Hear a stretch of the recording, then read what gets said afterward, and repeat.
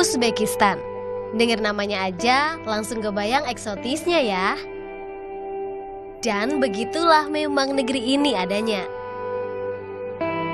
Warga maupun alamnya eksotis memesona.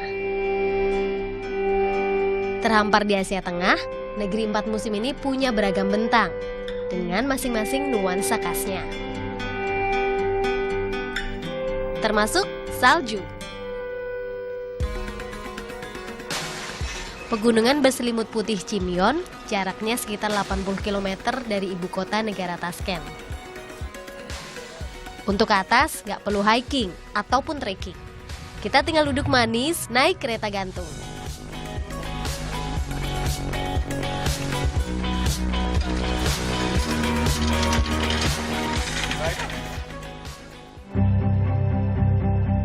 Dan nggak sampai 5 menit bergantungan, begini panoramanya.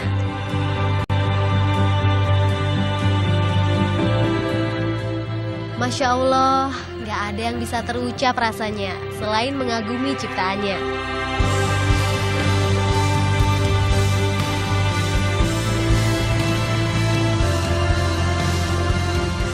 Indah, di Uzbekistan Gunung Chimyon pun jadi perlambang cinta. Ini di antara bentuknya.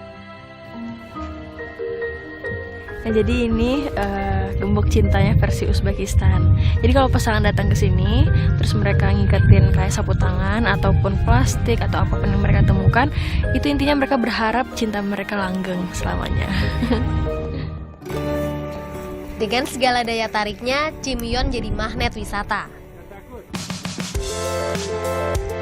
Chanatuvchisa bo'ladi, otda, kvadrotsikl, lyjada, lyjniy, snowboard, kvadrotsikl, snegоход. 1-2 mingtacha odamlar keladi sezonda, aylanib ketadi qorda uchishga. Yaxshi odam ko'p bo'ladi shu sezon.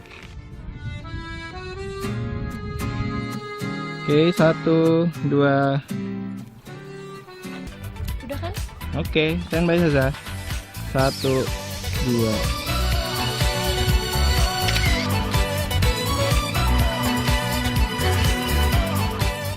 Nah, kalau saya, selain foto di tengah salju begini, bawaannya juga pengen ini nih, bikin snowman. Tapi jangankan bentuk orang-orangan, bikin buletannya aja ternyata gak segampang di film kartun-kartun itu ya. Langsung gede. Datang ke sini lebih awal berarti juga akan lebih puas menikmati destinasi selanjutnya.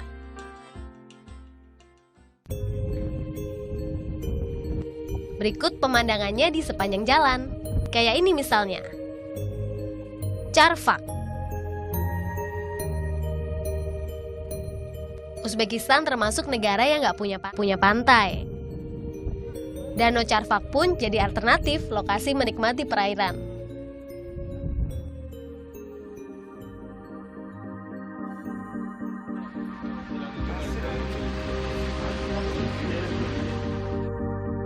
Danau, tadi pegunungan juga ada. Masih banyak wajah berbeda bentang Uzbekistan lainnya. Kayak yang akan kita tuju berikutnya.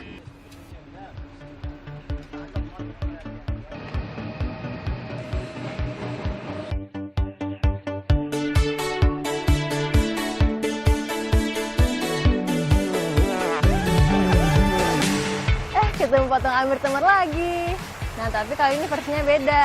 Kalau ketemu patung versi ini, berarti kita lagi ada di Samarkand.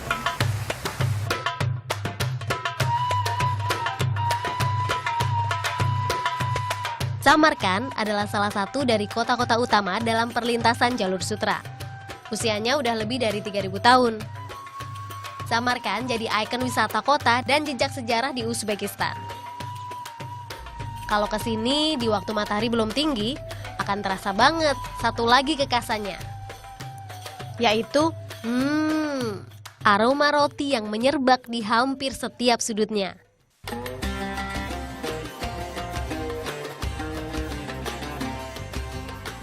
Ini nih salah satu sumbernya. Di sini roti dipanggang di oven tanah liat yang disebut tandir.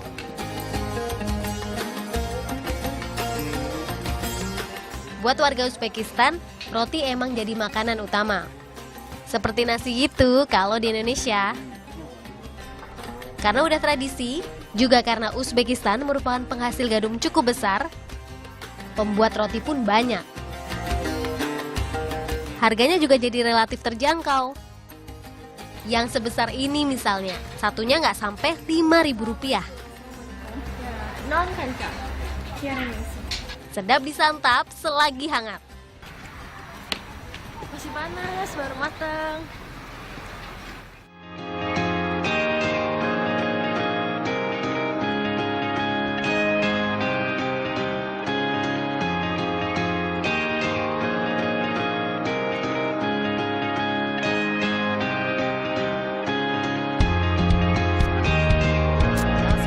Masih di Samarkand.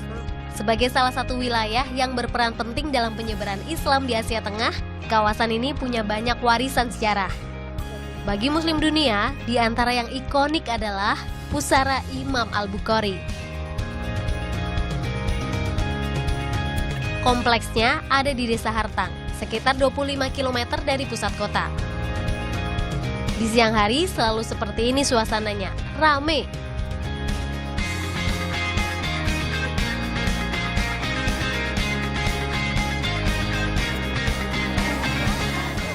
Imam Bukhari merupakan sosok penting bagi umat muslim di dunia. Ia adalah salah satu perawi hadis yang paling termasyhur dan berperan dalam merekam jejak perjalanan Nabi Muhammad SAW. Dan yang di belakang aku ini adalah makam dari Imam Bukhari.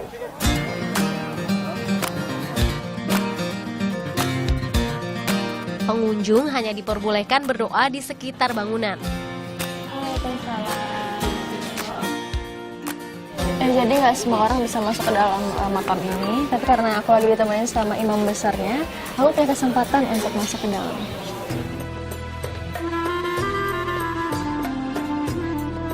Lahir di kota Bukhara 21 Juli 870 Masehi, Imam Bukhari wafat di Samarkand pada usia 60 tahun. Semasa hidupnya, ia hafal nggak kurang 600.000 hadis di luar kepala. Imam Bukhari membukukan lebih dari 7.000 diantaranya. Karena itulah ia menyandang julukan sang penjaga hadis. Sekarang tertata rapi, siapa sangka dulu makam Imam Al-Bukhari sempat nggak terawat. Pusara ini sendiri baru ditemukan tahun 1961. Lewat serangkaian proses termasuk diplomasi, baru kemudian mulai direnovasi. Presiden pertama Indonesia berperan dalam hal ini. Karena sabab bo'lganlar desak, xato qilmagan bo'lamiz.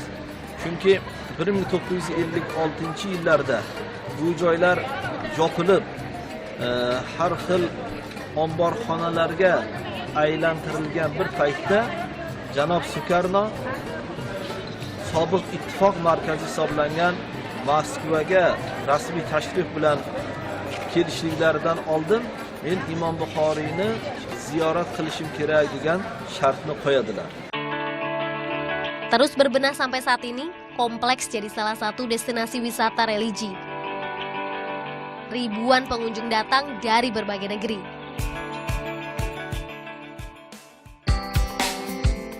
Pesona kawasan tua dengan nuansa khasnya juga ada di pusat kota.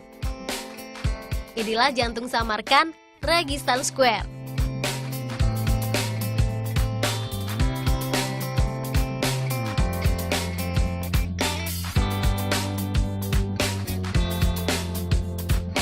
Kompleks alun-alun Registan terdiri dari 3 bangunan utama, yaitu Ulugh Bek Madrasah, Serdor, dan Tilyakori. Masing-masing didirikan di era berbeda-beda. Gak perlu khawatir salah masuk, gak usah juga bingung, karena banyak petugas yang bersiaga. Seiring dengan perkembangan wisata, personal ini memang khusus ditempatkan di area-area ikonik kota untuk menjaga keamanan sekaligus membantu para travelers.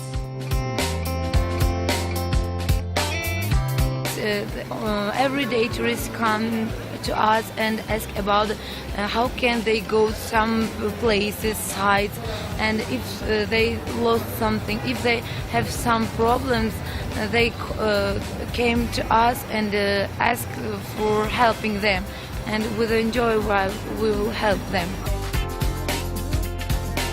Fatimah juga sempat cerita sedikit sejarah Registan Square, termasuk seputar bangunan yang satu ini.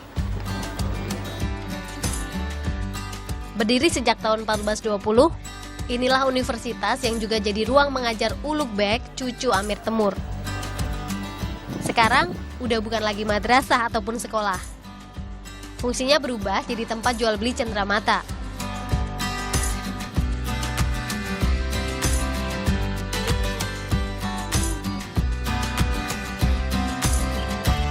Jalan-jalan di Registan Square paling pas tuh di sore hari. Selain karena udah teduh, kita juga akan bisa menikmati nuansa spesial ini.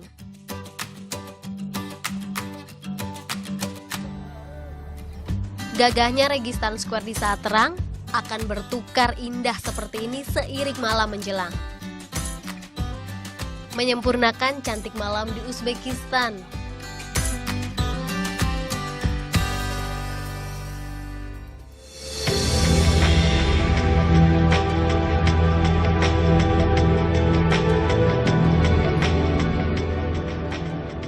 Menapak bentang alam Uzbekistan lainnya, kita ke Navoy.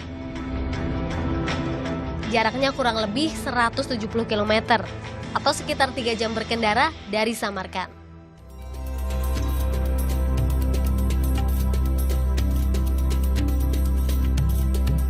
Sepanjang jalan udah langsung berasa kan kekasan wilayahnya.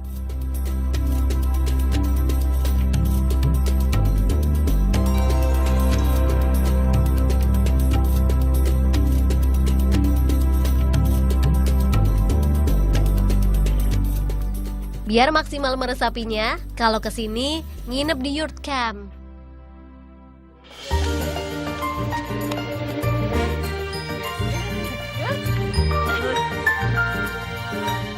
Ada beberapa camp yang bisa jadi pilihan. Sarmisoy diantaranya.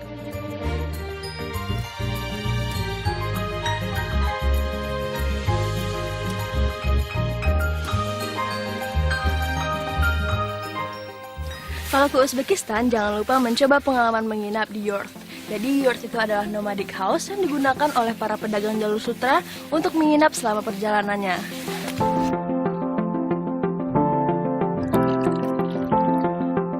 Seiring zaman, juga selaras kebutuhan, yurt di sini udah dimodifikasi. Strukturnya lebih kokoh, tempat tidurnya nyaman, lengkap dengan kamar mandi di dalam yang juga udah modern pastinya.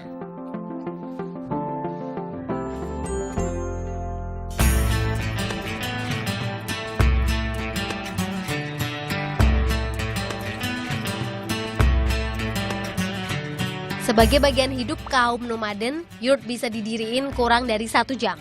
Dulu, para pengembara akan pasang yurt begini di lokasi yang dipilih buat rehat. Mereka akan langsung bongkar lagi begitu siap kembali melanjutkan perjalanan.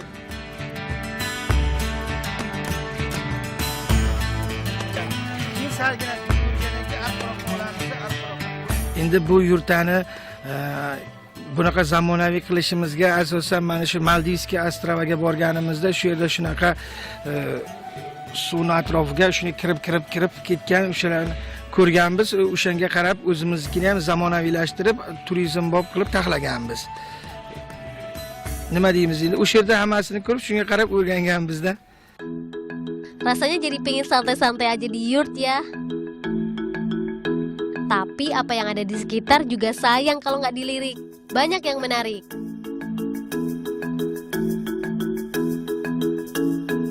Seperti yang ini, terukir di tebing batu, petroglif jadi saksi bisu masa prasejarah Navoy. Jumlahnya nggak sedikit. Di sepanjang 2 km tebing ada sekitar 3.000 guratan.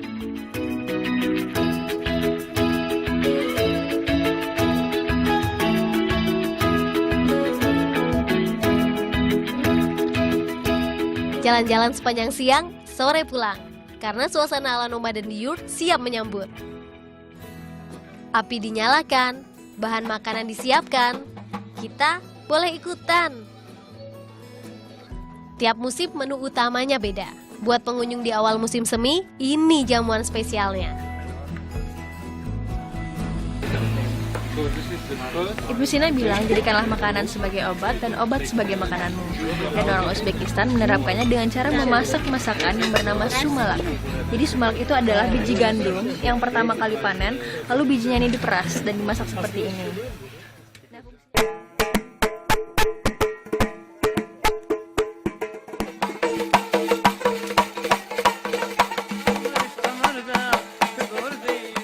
Jamuan istimewa, gak lengkap dong kalau nggak berirama.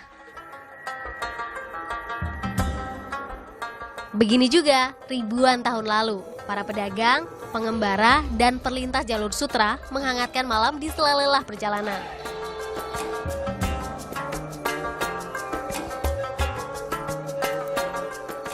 Sekarang, turis bisa merasakan pengalaman serupa.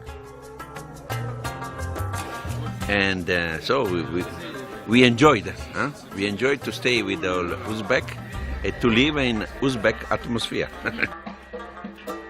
Makin larut, makin meriah. Makin banyak juga hidangan yang dihantarkan. Orang Uzbekistan emang biasa menyajikan banyak jenis makanan sekaligus seperti ini, terutama untuk menjamu tamu.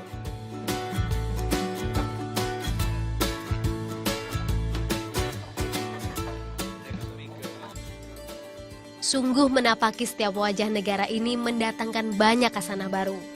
Juga jadi pengalaman luar biasa. Ini baru di satu negeri. Gak heran makanya Islam mengisyaratkan umatnya untuk menyambangi penjuru bumi. Seperti firman-Nya, Dialah yang menjadikan bumi itu mudah bagi kamu. Maka berjalanlah di segala penjurunya dan santaplah sebagian dari rezekinya.